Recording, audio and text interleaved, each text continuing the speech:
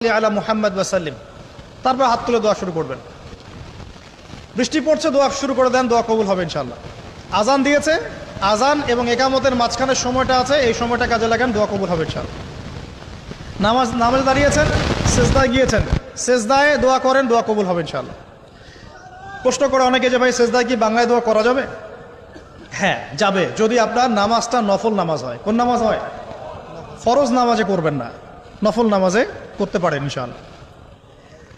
সেজদায় বান্দা আল্লাহর সবচেয়ে কাছাকাছি থাকে, এই সময়ে বেশি বেশি দোয়া করতে রাসূল সাল্লাল্লাহু আলাইহি ওয়াসাল্লাম তাগিদ দিয়েছেন। দোয়া করলে ডাইরেক্ট কবুল হবে ইনশাআল্লাহ। পিতা মাতার খেদমত করে দোয়া করেন, দোয়া কবুল হবে ইনশাআল্লাহ। এখন তো পিতা মাতার খেদমত মানুষ করতে চায় না।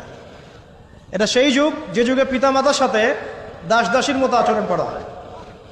সন্তানরা ভুলে গেছো তোমরা যে তোমরা একদিন পিতামাতা হবা। আমরাও কিন্তু একদিন পিতামাতা হব।